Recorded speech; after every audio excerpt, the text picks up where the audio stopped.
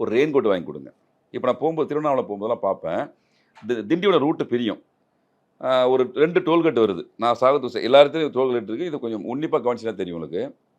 அங்கே மக்கள் பூக்கள் விற்பாங்க. சராசரியாக வந்து நிற்பாங்க. கடுமையான வெயில்.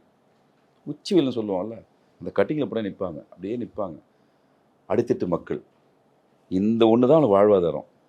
காலையிலேருந்து சாயங்காலம் நிற்கிறாங்க. இதான் நான் அவங்களுக்கு சொல்லுவேன். ஐயா, அவனுக்கு ஒரு ரெயின் கோட் ஒன்று வாங்கி கொடுங்க. ஒரு குடை ஒன்று வாங்கி கொடுங்க. சனி பகவான் ஈஸியாக கொடுத்துருவாரு. ஒன்றும் கெட்டது பண்ண மாட்டார். நிச்சயமான சனி பகவான் யாராக இருந்தாலும் அழைச்சுன்னு வச்சுங்களேன், உங்களுக்கு அனுகூலம் இல்லைன்னா நிச்சயமாக அனுகூலமாக மாறிடுவார். ஏன்னா நீங்கள் தெய்வத்துக்கு போய் செய்ய வேண்டிய அவசியமே இல்லை. வாழும் தெய்வம் கண்ணு முன்னாடி நிற்கிறாங்க. செருப்பு வாங்கி கொடுங்க, ஒரு ரெயின் கோட் வாங்கி கொடுங்க, குடை வாங்கி கொடுங்க. இந்த மழை காலம் ஒரு ரெயின் கோட் வாங்கி வந்து நிற்கட்டும். மனசார உங்களை வாழ்த்துவாங்க. சனீஸ்வரன் கர்மகாரகன். அப்போ உங்கள் கர்மம் எப்படி இருக்கும் லைஃப்பில்? அருமையாக இருக்கும். உங்கள் இறப்பு எப்படி இருக்கும்? பேச்சு சொல்ல வரேன். நிம்மதியாக போய் சேரலாம்.